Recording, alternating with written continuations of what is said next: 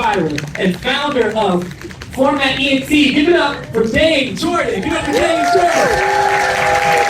Keep it going, keep it going. Composer, conductor, record producer, co-founder of Proximity Media. Give it up for Ludwig Göransson. Give it up for him.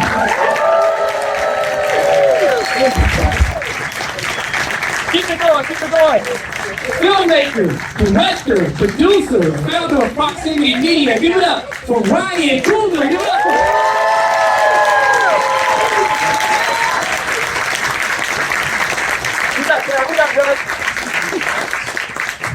Oh, come on, y'all tired? Get these steps in.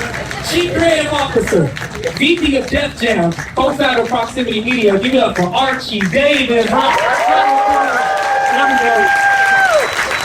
Last but not least, I should have y'all stayed up for this one, but I'm going to keep it going, keep it going. Co-producer of the Wakanda Forever soundtrack. You'll hear a lot of his music, and we'll talk about that. Give it up for Seni Saraki. Give it up for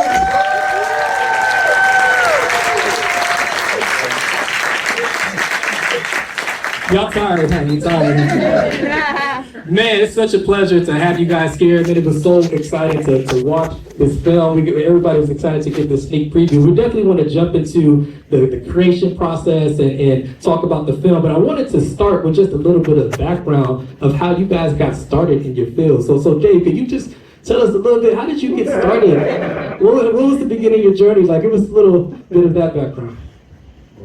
I started in the record business. And while at the record business, I was involved in putting together a bunch of compilation type soundtracks. And while I was doing that, I met some music supervisors, and I didn't particularly like working with the record label. And while I was doing that, I met some supervisors, and I was like, "What do you do?" And they say, "Oh, I work for the director." And I was like, "You put music in film?" And I'm like, "Yeah." And I'm like, "That's a job? Like somebody pays you in US dollars to do that?"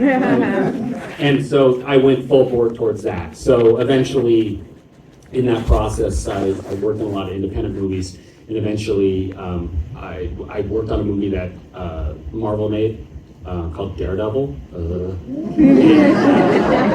And from there, Marvel started making their own movies officially directly with Iron Man 1, and I got a phone call, and because I was the only person they knew in the music business, and they said, "You should just do all the music for all the films." And I was like, "Okay, just do that." And that's how it all started. Very short, very. How about for you? For me, I started out playing guitar. That was my first instrument, and I always loved playing guitar, but also I really wanted to have video games when I was a kid, but my parents never gave me a Super Nintendo. Instead, they gave me a recording machine. So I spent all my time in the basement with my little portable tape recorder and started making songs.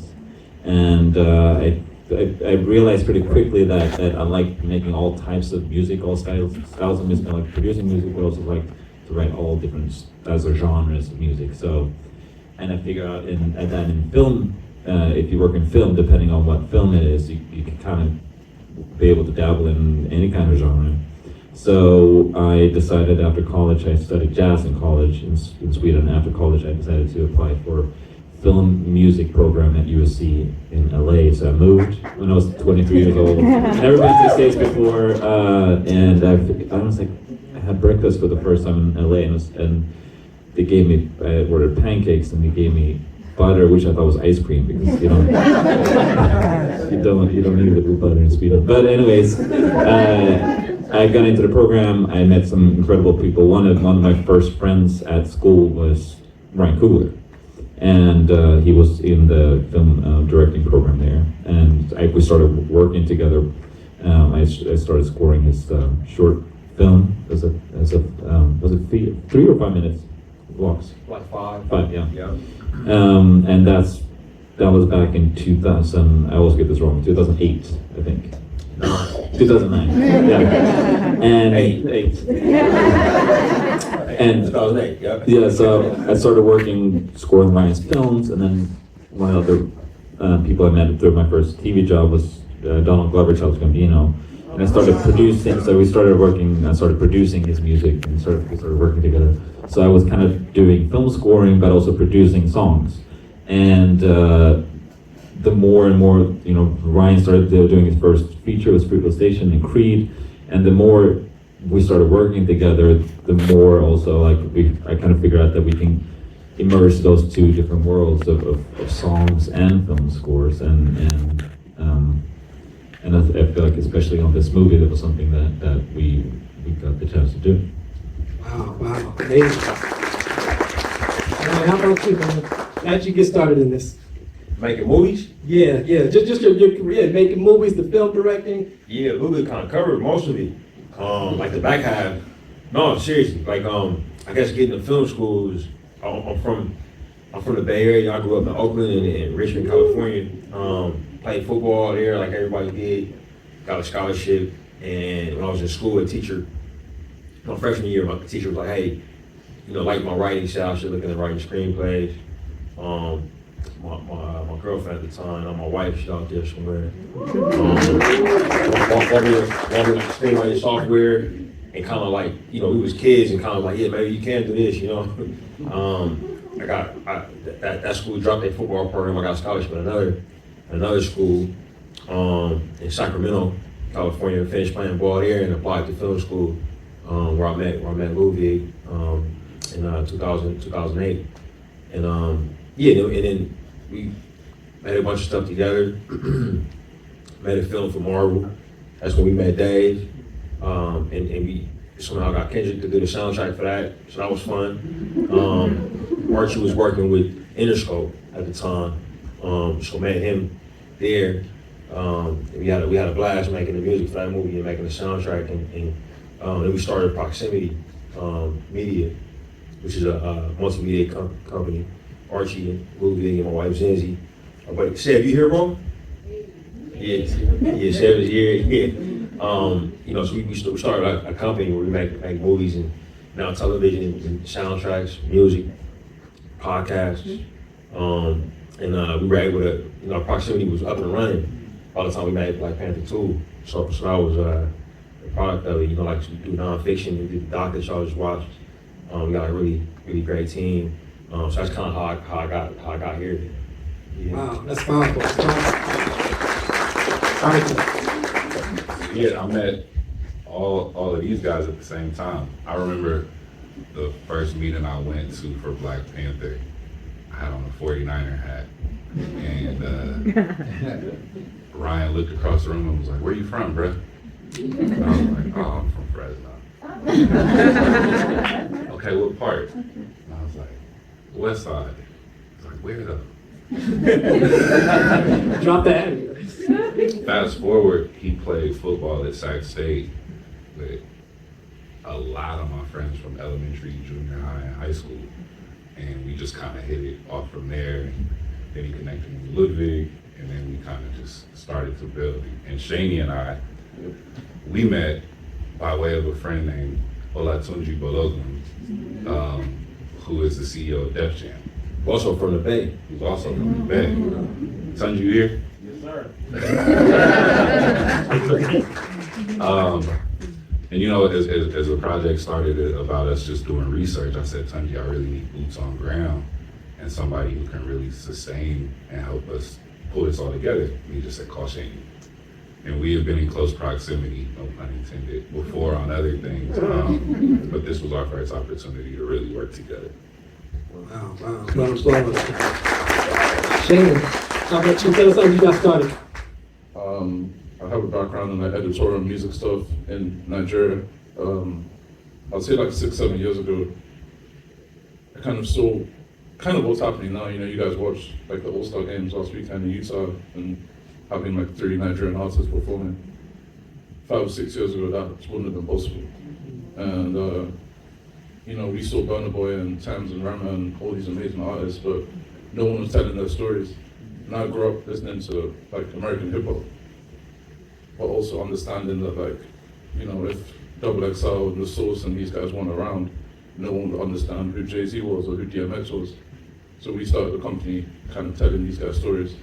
And then they started making music, started working with Tunji, started working with these guys, and I got a call, I think, May last year, being like, yo, like, are you free for the next 10 days? I was like, yeah, kind of free, what's going on? And they're like, oh, well, Ludwig and Ryan Coogler are coming to Lagos. I was like, oh, no, seriously? They're like, yeah, like, we need you to take care of them. I was like, oh, like what? They were like, oh, everything. So yeah, that's how we met, and I feel like we've kind of spoken every day since then, trying to put out this, amazing soundtrack and this movie these guys have worked on, and yeah, it's super special to be here. Yeah, no, round of applause. One of the things before we jump into the soundtrack is what I'm noticing is the friendship that you guys have. How much of the relationship goes into the creative process when you guys are working with each other? Because it seems like you guys put your own Avengers together, pun intended, as we're doing it. But talk a little bit about like the relationship that you guys have just as friends and how that transfers to the business. We'll start with you, Dave, and then we'll go down. Well, my relationship, I had met Ludwig before, but I hadn't worked with him. So my introduction was on Panther to Ryan. And it was like I was being introduced into a secret society with these two. Because they were clearly very close. And unlike a lot of director-composer relationships, where the director kind of directs and the composer scores, everything they do is collaborative, and it's very thought out. It's very ideas are passed around. It's an incredibly creative environment. It's a very humble environment. So that's how I was led in, and then we kind of went through the trenches together on Panther 1 and Kendrick and that incredible process and that incredible record. And it was just it's a very special journey. It's probably the most special journey of any of the Marvel movies I've ever worked on. Yeah, I was just gonna say, yeah, I mean, we were actually friends before we started working together. So we just kind of connected as I mean, we weren't kids, we were like early 20s, but we connected over music. We talked about music. We talked about movies. We talked about our dreams. We talked about our the things that was tough. And then like a year later, like Ryan did his first student film. So that's when we started working together. So I think a lot of our collaborativeness is kind of just based on trust. And and also on this project, especially since this was the second Panther, like we already worked with Dave, so like we already had a trust, going on this one. So like when we were like, hey, what if we go, record in Mexico City for 2 weeks, record in Nigeria for 10 days, a lot of people would be like looking at us like, but that's like we have that trust, and we have like, everyone wants this to be as great as it can be, and Dave was like, yeah, of course. Yeah. Ryan, talk to us a little bit about the mindset going into this project. I mean, you guys knocked it out the park with Black Panther, the expectations there, then, obviously with the loss of Chadwick and things like that. How did you guys come together and say, how do we even approach this second film? It's a great question, man. I don't want to be off topic because just I know it's music and everything. I just thought about some of the filmmakers from Nigeria, Meji and Jimmy, are here as well. I just didn't want to go out and shout them out.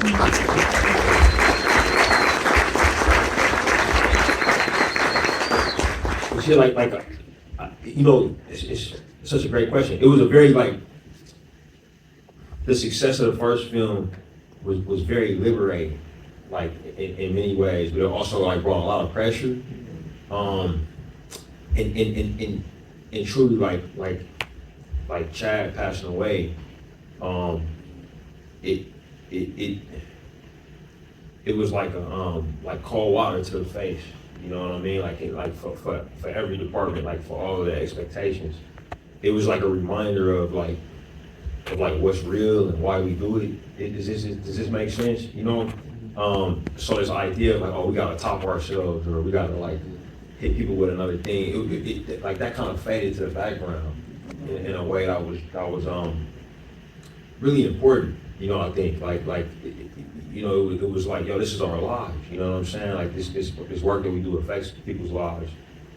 We're really fortunate to be in this position to be able to make things. You know what I'm saying? Like, and so we just wanted to make the best thing we could. You know, like if that makes sense. And it was also a reminder of like let that other thing that we did be the other thing. You know what I'm saying? Because and I think that like for artists that's super important, man. Like when you when you making stuff, you never know how something's gonna hit, and you don't want to be comparing yourself to the other thing too much because it's very unhealthy. You know what I mean?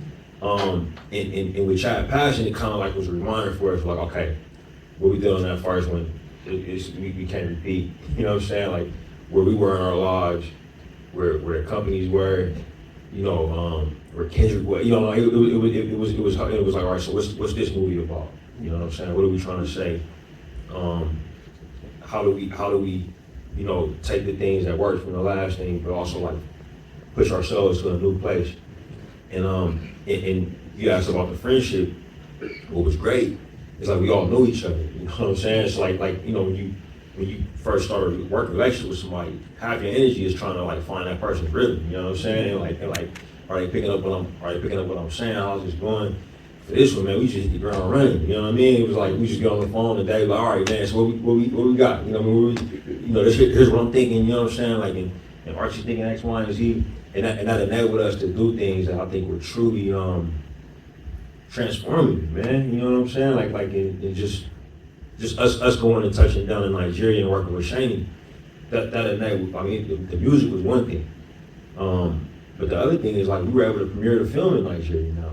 You know, and because we had touched down and was able to make it happen with the music, the Disney, the press side of Disney, you know what I'm saying, the market side, the PR side, we're like, all right, well, they were able to follow that same blueprint. Boom, next thing you know, we premiering the film there. You know what I'm saying? Boom, next thing you know, we the biggest, you know, the biggest film in West African box office now. You know what I mean? And so and it all started with relationships. Literally everything was one relationship begetting another relationship. You know what I'm saying? So it was a beautiful experience overall. Hopefully I answered some questions. No, for sure. No, it's amazing. Yeah, it's amazing. You know, and I think that is important, like you said, to not try to redo what's already been done. But what I did appreciate is that it was, you guys didn't kind of disguise it. You let us in on it. We felt like we were a part of that, you know, memorial type of, you know, service to, you know, pay homage to Chadwick. And one of the first songs that, you know, people kind of associated with, you know, the new soundtrack was, you know, the Rihanna song as well too. We're waiting years to hear from Rihanna, then you get a chance to hear her hum, and everybody gets excited off of this. Talk a little bit about how that track came about, and how was it meant to be a dedication originally, or did that just come as the movie unfolded? I think to take it from the start is the seed of that song actually came from an idea, a musical riff from the first movie. When you see T'Challa as a young kid, there's this little piece of music, a score that plays in the background as he's taking the magic herb, the heart-shaped herb, and he's seeing himself as a young kid talking to his dad. And there's a little music snippet there that's playing this melody, and played by the African instrument called kora. It's like a type of African guitar. And I always loved that little riff. And we try to find, I mean, you love that too, we try to find another space in the first movie where we could have that little melody play again, but didn't find it in the first one. So when it came time for the second movie, for Wakanda Forever, that has always kind of lived with me. And I took that little kora riff when I went to Mexico, and I recorded it, but with the Mexican musicians.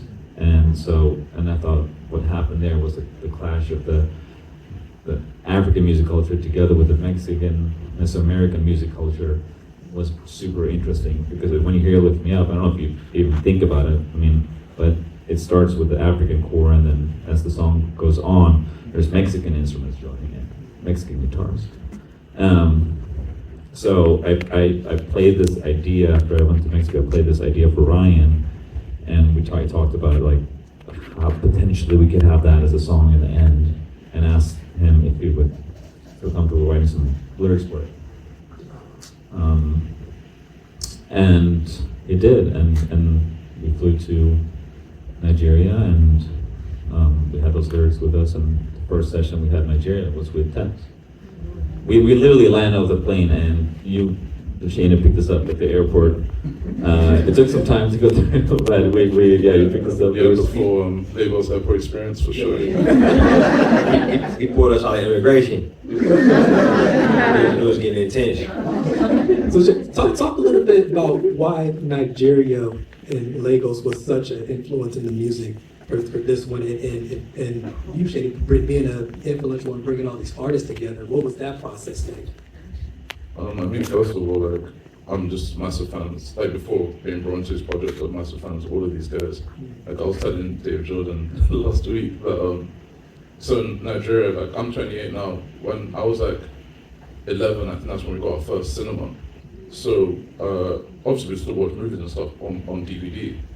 So we would actually get soundtracks before we got the actual DVDs of movies. So I was telling Dave Jordan, I have an old Nazi Professor soundtrack. Which is from, like, I must have been barely in school. And I was looking at the back, just reading liner notes, like, on some nerd stuff, and I was like, Dave Jordan, like, it can't be the same thing. I was like, it can't be this. So I asked him, I was like, is there anyone else? He goes, oh no, it's me. And I was like, really? That's how I kind of like really got into soundtracks, and having these guys come over and really like share their creative vision and be like, look, these are the artists we want to work with, these are sort of instruments we want to work with. Ludwig is just like incredibly knowledgeable about African music, knows contemporary stuff, but he was sending me instruments I'd never seen before. Like he'd send like a YouTube clip with like 10 views on a random instrument being played, like being played at like a wedding. He goes, oh, I need that instrument. And we do a bit of digging for like an hour, and I'd come back and be like, oh look, like this instrument only exists in like this specific place, which is like 10 hours from Lagos. He'd be like, okay, so Tuesday, right?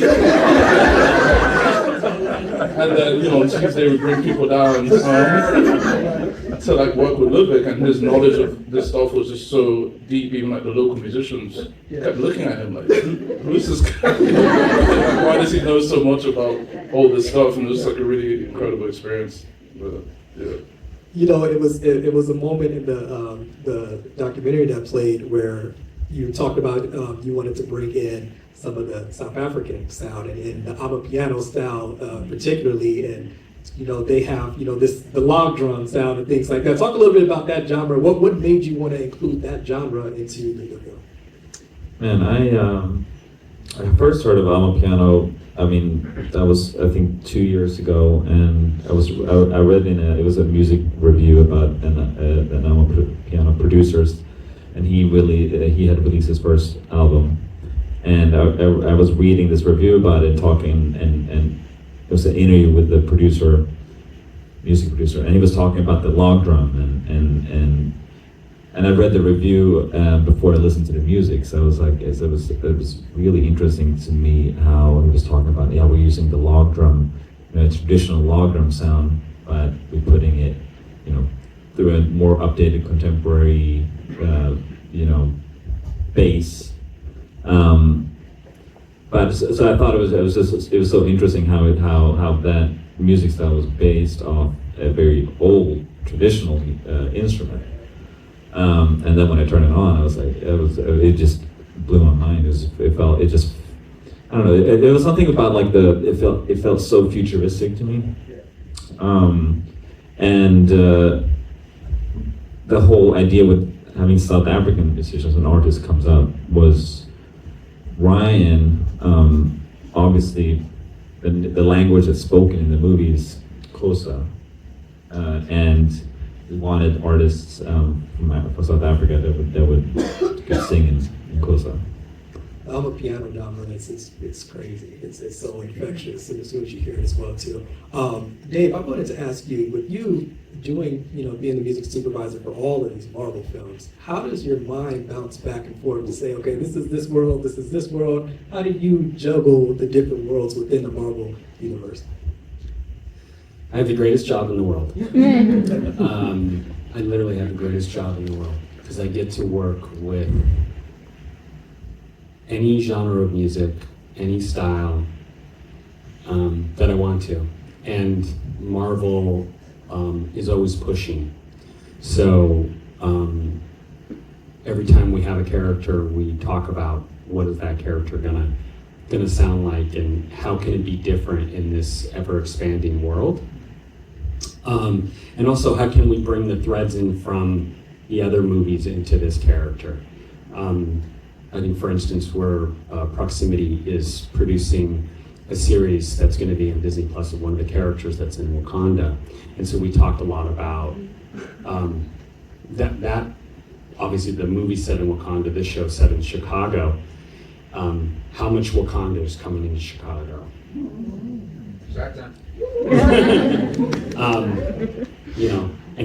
And also how authentic we want to be with Chicago.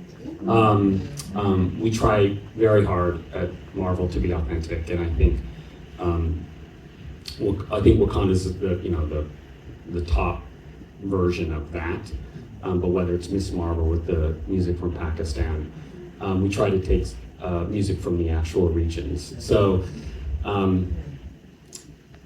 it's always expanding and it's really exciting all the time. And because of things that Ludwig does, for instance, people want to work at Marvel. It's exciting. They see what they can do if given an opportunity. So it's a big sandbox. Oh, that's powerful. And you can see that you really try to get into the cultures for the authenticity. Yeah.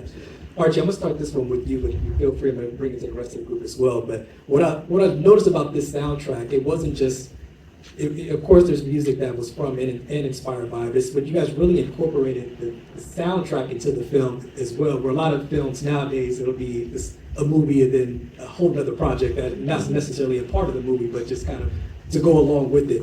What was you guys' approach when you were thinking about making the soundtrack? Was that intentional to say we actually want music on the soundtrack to be a part of the film itself? The short answer to that is yes.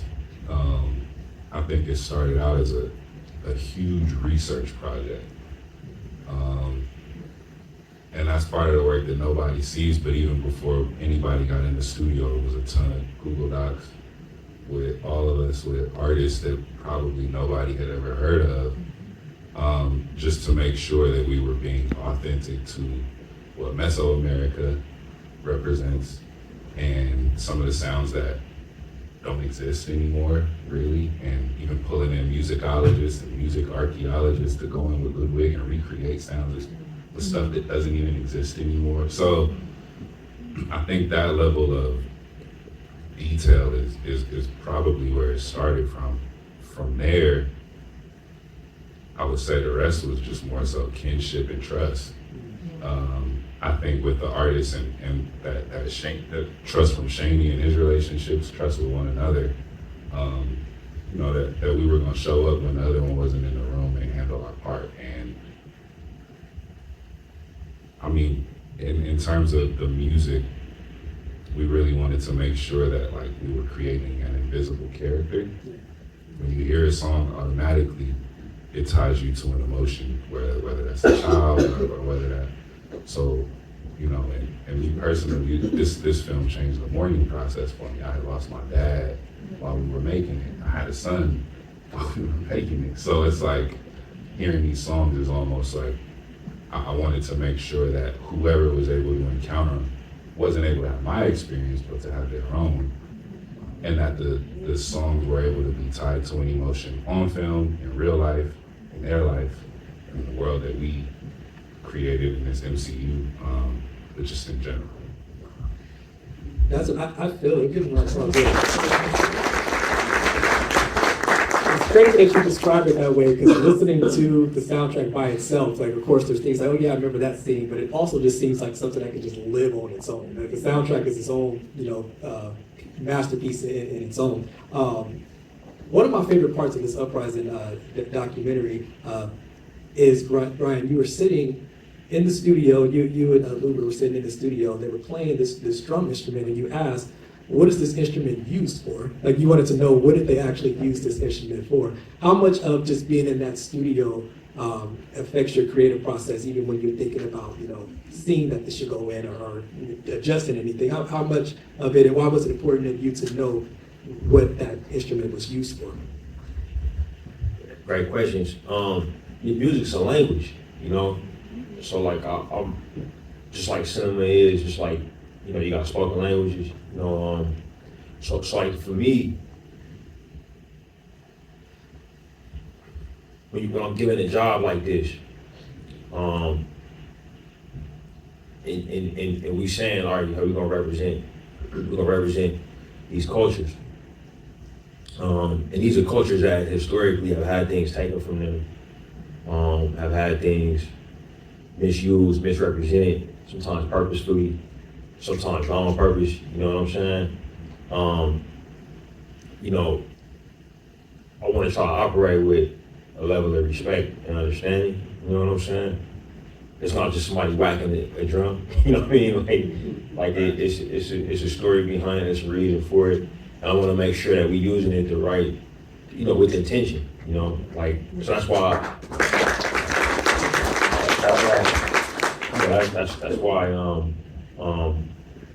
That's why I asked, and I'm trying to assume to know, you know what I'm saying? Like it's very interesting, like you ask me, because like I don't speak, like I listen to a lot of, quote unquote black musicians from the diaspora, and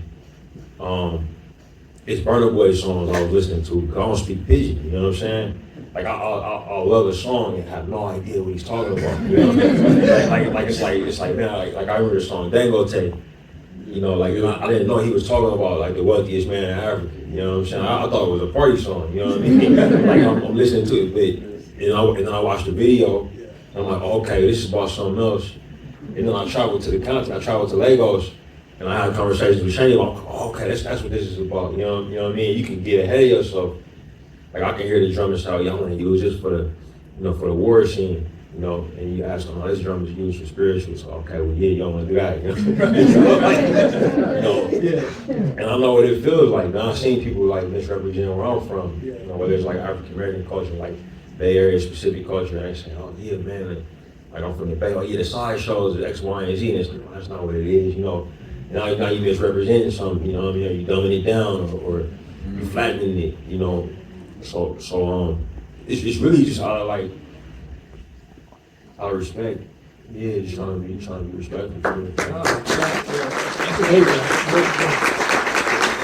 Seni, I know when you got the call, to help, coordinate it and put this together, you put a playlist together for Ludwig to hear. Talk about some of the artists that you had in mind and the people on the playlist, and what was the intention behind the people that you selected to be a part of this process?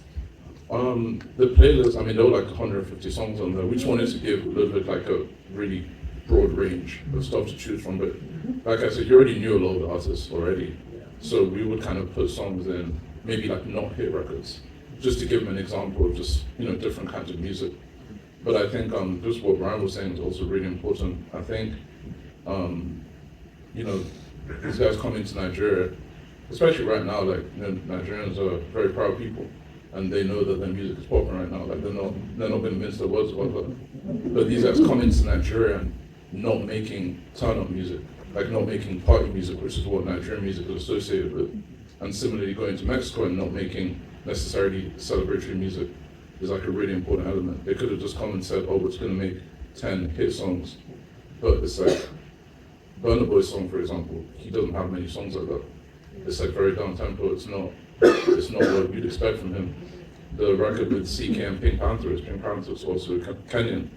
That's not a record you'd expect from, like compared to her song that's like killing the charts now with Ice Spice, like complete different, complete different and both great records. So I feel like these guys coming and working with these artists and being really intentional about the type of music that fit the world that, they had already started building, I think is like really, really key. And what we wanted to do is just give a different array of artists that really fit in with everything they'd already built. So not just like the biggest superstars, but people are like a lot of people in America might not know about. And I think timing is just like a really important aspect of it as well. Some things seem like very preordained. Like if you look at, Thames is also like a good friend of mine, her doing No Woman No Cry and working with Ludwig and Ryan and Rihanna on Lift Me Up. When she did that, like she wasn't who she is now, you know what I mean? Like she hadn't won a Grammy, like she came in for the first session the week before her Drake and Future track dropped. And she had kind of said in passing, I got a track with Future dropping next week. I'm like, okay, cool. And like a year later, it's like won a Grammy, one of the biggest songs in America. So I think there were moments like that were just very, you look back now, even looking at, the fact that, again, like 3 of the artists performing at the NBA All-Star War on the soundtrack. That's not something we could ever have predicted or imagined, but that's crazy. Amazing. So I want you to take us in the studio with you. Tell us about your different approach when you're producing for an artist, like you mentioned, working with Chance or you work with Alicia and all these different artists, versus writing specifically for a soundtrack. Is there a different mindset that you have when you're doing music for an artist versus doing music for a soundtrack? Not really. I feel like, obviously when I'm producing if you're producing a record for an artist, it's just, you have to try to understand what their vision is. And the difference is when we're making a soundtrack, we have, we have Ryan's vision on paper. We all had the script. We had a 300 pages a script that when we were in Mexico, they were still shooting. And also in Mexico, when I went there, like everything about this movie was like, we can't talk about anything. I was like, everything's like, so people, when I met the artists in Mexico, they were like, so you're doing Black Panther, why are you in Mexico? So that's when I have the script with me and I'm talking about the characters, I'm talking about the story, we're talking about, the history of the Mayan and Mayan music and in Mexico, it was so interesting. The history is so complicated and so complex, and people don't even think about like they'll talk about the music that is gone, and music is, even though it happened 300 years ago, it's still like it's still part of your identity. And then when we went to Lagos, even because I think they knew that we were coming there, so I think people could put one and one together. So even before we hit the studio, people the artists already had half the song done. They were like ready to go, But yeah, and just having Ryan there in Nigeria and being there together with the artists, having the script, talking about the stories, and really like we had that playlist. So I was listening to 200 songs, plus, and trying to envision what voices could work for what scene, but also looking up who the artist is, and what their story is, and then talking to Archie and Ryan about it, and going through the artists, and then meeting them in Mexico and in Nigeria, and it was kind of magical how I don't know how we could write music based on a script first, and then I took those songs back to the studio in LA, and when Ryan was editing and we started getting the scenes, trying to put those songs in, and I don't know, it was a magical experience to see how it all just blended together so well. Yeah. I'll tell you something that's wild. So Ryan, you were deep in your cut on Wakanda, and I get a phone call, and it's Ludwig's going to Lagos. So I was like, okay, we're gonna try to figure this out. We're running around, and then all of a sudden it's Ryan's going to Lagos, and I'm like, but he's got to finish the movie. So he came to work on it before the movie was done. Yeah, oh yeah. Wow. Oh yeah, because these movies, like Yeah. these movies, like this movie's done 3 weeks, 2 weeks before it's in the theater. This is not done 6 months earlier and sitting on a shelf. I can tell you that our schedule in Lagos was, I was in the studio with an artist from 11 a.m. to, I don't know, 4 a.m. in the mornings every day. Ryan would come in at 3 p.m., leave the studio at 9 p.m., go to another building to edit the movie at 10 p.m., stay up editing the movie from 10 p.m. to 7 a.m., go back to the hotel, sleep for 1 hour, then come, I don't know, it was 3 hours, and then come back. It was, yeah, you slept 4 hours. 4 hours. But I mean, like, have any of y'all ever been to Lagos? Yeah. It's a city that's very alive. It's like New York, where you don't want to sleep. You know what I mean? Like, you don't go to New York City to sleep. You know, like so I would kind of like pop up, like, nah, I gotta get to work. You know what I'm saying?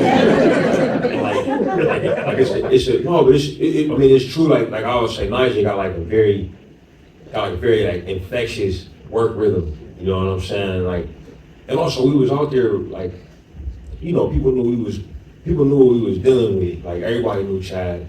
You know what I'm saying? Everybody knew what the first movie was.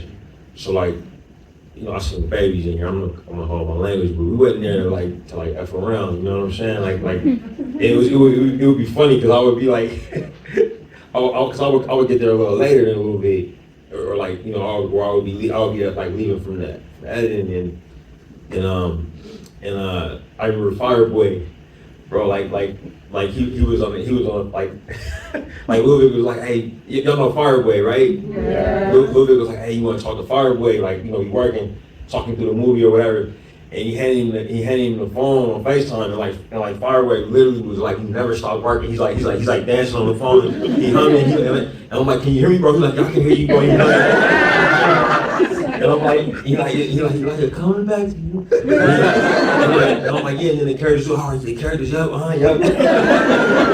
Yeah, so these guys are really kind of playing down the hours. They were like, you know, I'd get many a text from Ryan, 4 a.m., being like, you guys still in the studio? And I'll be like, no, we're like having dinner. It's like, okay, bet, let's have dinner. And it's like, it just didn't stop, and just constantly recording, Ryan going to edit, coming back to record, coming to meet an artist for 5 minutes. And by the way, like, none of us, obviously these guys, none of us in Lagos, like me or the artists, saw the movie.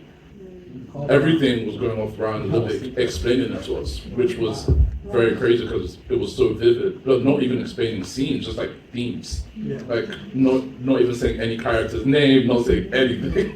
And I remember, like, even the Fireboy session, Ryan and Ludwig kind of just sitting him down and being like, okay, cool, like, you know, we want to speak about, you know, triumph, also being sad, and I'm like, you know, big Marvel head trying to put pieces together. Like, what does that even mean? Like, but no, it was like, gonna be an incredible session, watching Ludwig especially, because during the daytime, from like 9 till 5, we recorded the local musicians that you saw in the documentary, and then in the evening, we recorded with like the artists. So like, the first few days, obviously, Ludwig's like, you know, very on the money, and he'd be like, okay, cool, 5:30, Rema's coming in. I'm like, yeah, maybe 7, maybe 8. so like maybe 6-7 days in, after we were done with the local musicians, we have an artist session in the evening. Ludwig at that point realized, yeah, just call me when they're here. Because, you know, they turn up at like midnight and we record till 5 a.m. Then I'd wake up at like 10 a.m. He'd already be awake. Like, okay, cool, bet. What are we doing today? Strings? Like, cool. Man, you could hear the work that you guys put in and just listening to the music. You can hear it. I prefer to go on and on with questions, but I want to give our audience a chance to ask them some questions. So I think we got a mic over to the side. If we can, right here. Yeah. Oh, there we go. There we go. And then we can go ahead and we'll get a few questions from the audience. There we go. Okay, there we go. We got one bracket. Yeah. Hello, my name is Leanne. Just want to say thank you for being here and like sharing your knowledge with us. My question is like, how do you pair with the budget and the logistics of like the whole production type of scenario?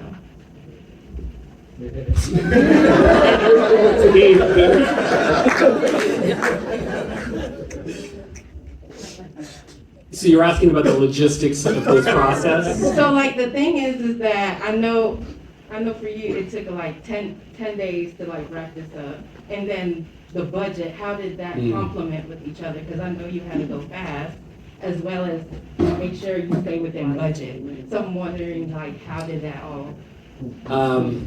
It's incredibly complex. There's a whole sea of people, lawyers, logistic people that work with Ludwig's. Everybody, there's a sea of people in the background that help keep the trains running on time. We talk about Nutty Professor. Between those two, this is the most extreme, most difficult movie soundtrack I have ever been involved with.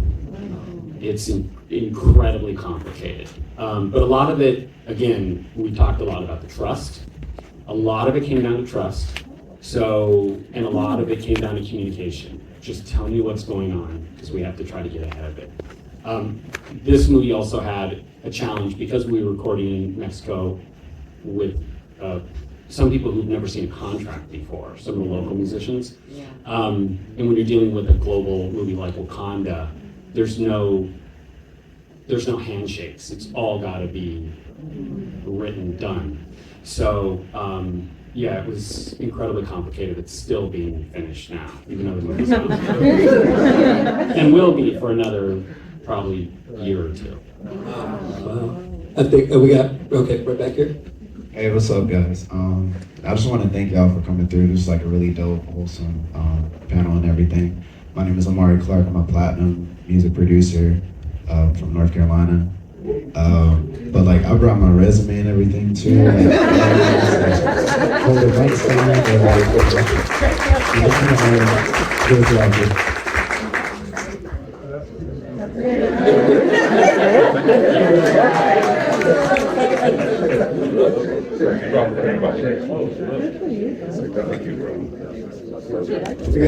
Okay. Question?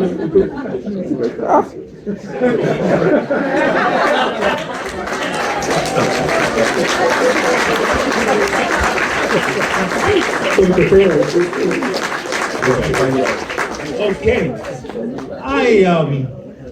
Being a music professional, I found it very strange that a music soundtrack would be almost consistently playing during a movie, because most movies is utilized to enhance something.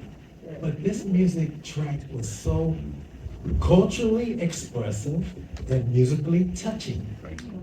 It had choral modes, it had effective pedal tones, percussion underneath, and consistent but not interfering. I said, wow, they worked day and night to do that. And it's evident from talking. But Africa had, and I'm gonna make this real quick, the most epic human feat ever accomplished was by an African in the world next to Jesus. Who was that? Simon of Cyrene. And so with music, number two, so he's the number two man. The number two thing is, everybody can name a Christmas carol, but can anybody name an Easter song? That's the second most economic holiday in the world. And so, I, just like he just gave you something, I'm gonna give you something about compelling Simon. Yeah, we'll keep it for real. We'll definitely hand it out, but we'll keep it for after. But the question.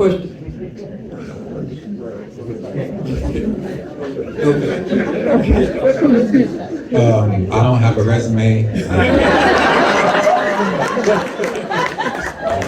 History for you, but it's good to see you again, Ryan. We met like years at Sundance. We did the lab at Sundance. Oh, bet it up. I met your producer for Fruitvale. My question is to David and Ludwig. I have two kids. They're in their 30s. This is what 50 looks like.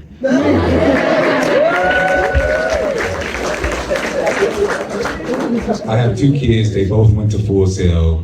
My oldest son did 4 years in the Navy, studied to produce music. My daughter is a singer-songwriter. So their question is for someone who's, I came here for them to represent my children.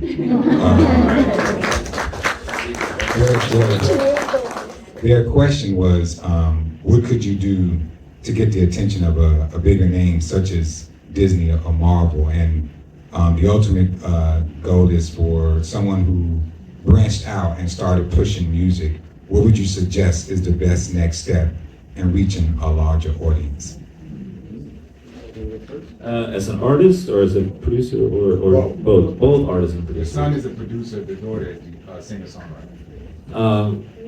I think what I did in the beginning was I was an assistant and I worked as an intern, or like I was actually an assistant. So my first job was a paid job, but I was an assistant for someone that was working in the business and film music. So I was just doing whatever that person was having me do. And I was lucky to work for a person that they gave me opportunities. You know, there's a lot of people in this town that don't, unfortunately don't just take. But that's what I work. We have intern programs at the studio. I feel like every studio, a lot of workplaces in LA have intern programs. So, but just make sure that they get a place where the people are getting encounters. Like proximity. Cool, we'll take a couple more questions. Can we get in the back? I don't think we got the back in the back though, too. Okay, yeah, okay. This is a quick question for Ludwig. The process of working with Ryan, is that any different than working with another filmmaker in terms of like the collaborative, creative? Yeah, I mean every artist that I work with have their own ways of working, and also there's a lot of directors. Everyone have their own feelings towards music and their own knowledge about music and their own understanding of music. And that's one of the things that I think especially with Ryan, like the collaboration we have is like we have a very kind of easy way of understanding and talking about music, and that's what started our friendship, I think, because we talked about music, we talked and the taste, and we talked about instruments, and and Ryan also is. I mean, when I talk to him, I feel like I talk to a musician too. He has a great knowledge of music and instruments and can very intricately talk about it. But also sometimes he gives me, when he talks to me and gives me directions, it's also, sometimes he talks to me like I'm an actor. So the process is different with every artist, but with Ryan, he cares so much about music, and it's a big part of his language. I also think it's their relationship is an interesting lesson for those of you who are in college or in school or your kids. Collaborate with the people around them, because you don't know where they're going to go. And you can get a lot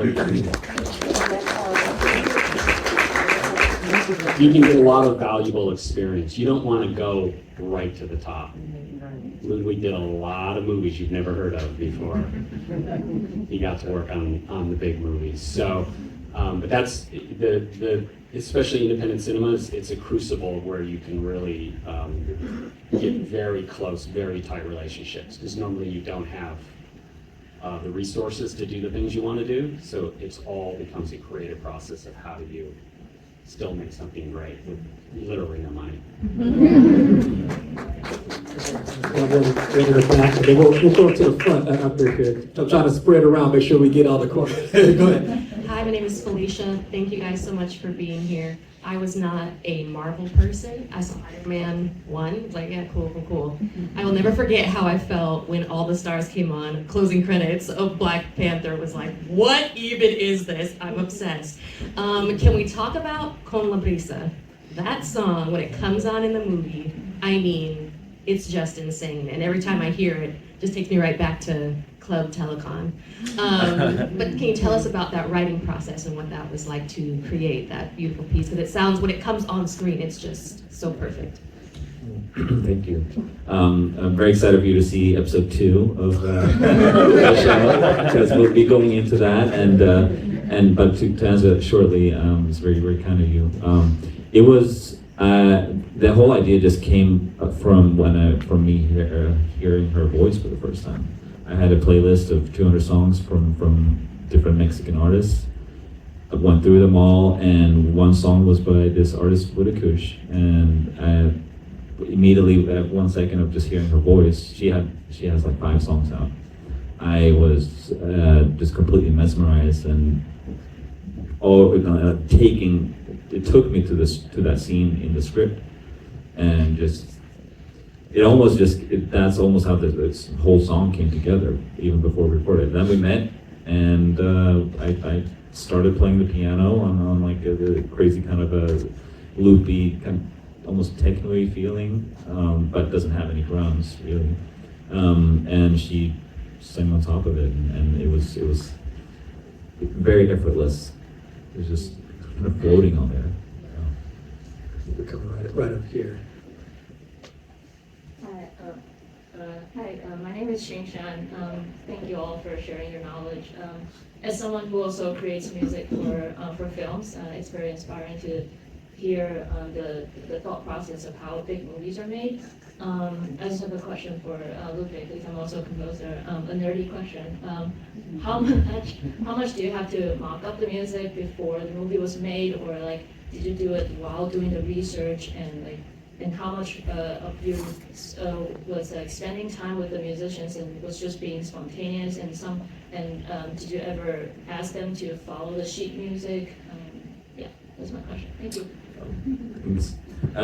Yeah, so Ryan, one of the things that also makes, I think, Ryan's movie so special is, and the music of it so special, is that Ryan doesn't have any temp score in his movies.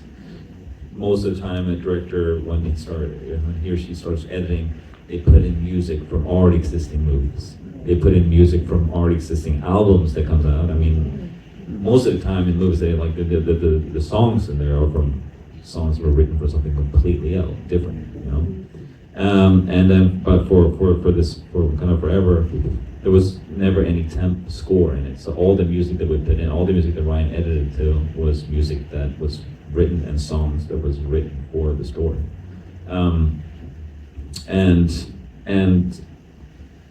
With all the artists and all the musicians that we worked with, it was 10, probably it was like 2 weeks in Mexico and 2 weeks in Nigeria, and I think we talk about it in the movies, like 200, 300 musicians, so many singers, so many artists, and it was, for me, it was, I think in Mexico especially, some of these Mayan instruments and musicians that I've never seen those instruments before. I never even heard them before, and that was one of the most interesting parts of this project, to kind of reimagine. And they were not just musicians; they were musicians that also had an education in archaeology, so they can go into the graves and find the instruments there. And so, together with them, we kind of just spent the whole days just listening to their sounds and try to reimagine what the Mayan sound was. Great question.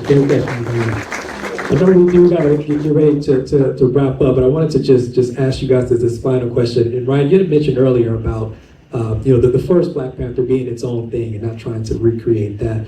For all of you guys, what is the impact that you imagine this film leaving, and what is that, it being its own thing? What is the impact that it's already having an impact, but letting it be its own thing? What does it mean to you moving forward? We'll start with you, Dave.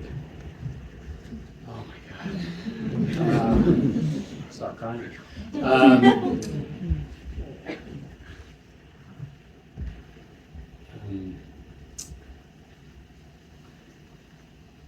I love the way that these films, and specifically the Panther films, what they do for kids, what they allow kids to dream. It sounds corny, but it's true. Like going to Disneyland and seeing Black Panther. It's freaking cool. Because I remember when I was that age and I was at Disneyland and what the, whatever characters it was, Star Wars and all that kind of stuff. So that's what I love. And I love that the things that we get the honor to do affect people around the entire planet. It's not just down the street. So when Ryan was talking about intention, that's very much the way we look at this as we go through it. And so that's the part I love. I love little kids that are just like, oh my God, I love Black Panther. And they dress up as Black Panther or any of the various characters. So that's what I take I think for me, one of the things that was the reason why I wanted to have a camera crew there, and why it was like having someone film all the sessions, everything that we did, was for these, because I didn't when I went to Mexico City, that was the first day of recording. I didn't even think that I was gonna have any camera crew there. But after I met the first musician, I was like, okay, I never seen anything like this before. I never met anyone like this before. We need to give them more of a platform and some people to see this and listen to this and hear their stories. And I'm so happy that I did. And we had 24/7 camera crew following the artists and listening, talking to them, and having conversations in Mexico and Nigeria, and that was that's the thing that I'm just very excited about for also for the world to hear it in this movie, to hear these sounds that are forgotten or was forcibly erased, and giving them a voice again.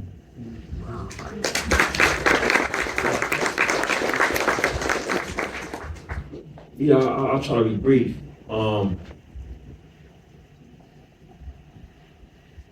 I'm so proud of this movie, and it's interesting. Like Ludwig was just mentioning, like these archaeologists going into graves and finding musical instruments. Like the idea, like, yo, bury me with this. You know what I'm saying? Bury me with this device. It was that important to me.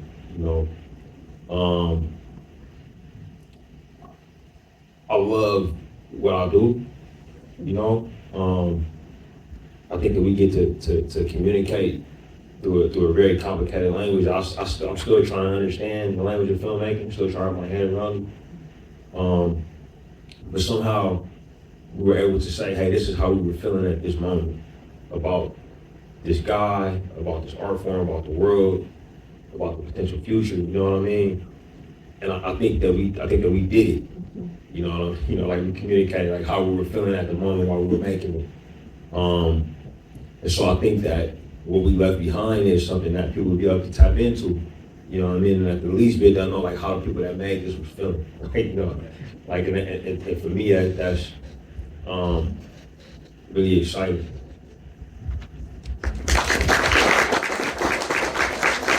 Archie, for you, the impact that you want the soundtrack, the movie to leave on the world.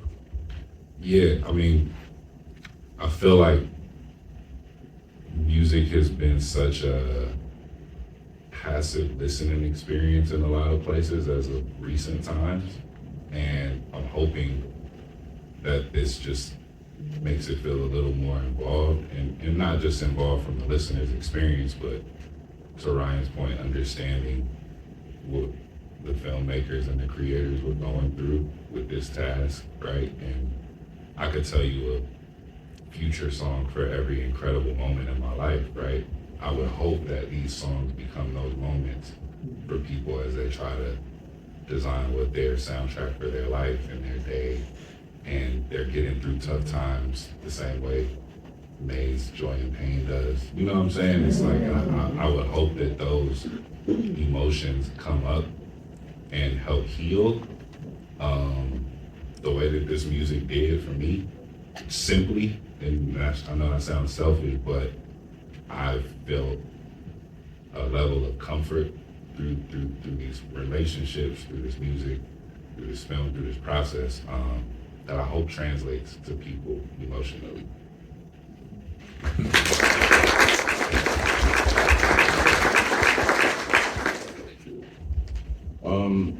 I think honestly, like, the main thing I take away from this project, or the biggest impact, is, again, like, it sounds a bit corny, but seeing all these different cultures come together, that just doesn't happen a lot in this world. Like, there's so much like division, especially like post 2020, like, because everyone's living in their own bubble, and seeing, like, you know, the African music, the American music, the Mesoamerican music all come together and honoring this like incredible movie, and like you said earlier, not being inspired by album, but really being interwoven within the movie itself. I think that's like the most important thing, and I think it will hopefully inspire more people just to collaborate. Like, because everyone said today, like, I don't know if this soundtrack would have worked without that trust in collaborative nature, and I think we need to see more of that, not just in music, just generally in like world affairs. That's right. I mean, you can really tell you guys put your heart, blood, sweat, tears, time into this. Give them a big round of applause. Thank you so much for being here. We appreciate it. Thank you guys. Thank you guys for joining us at this as well. Next question.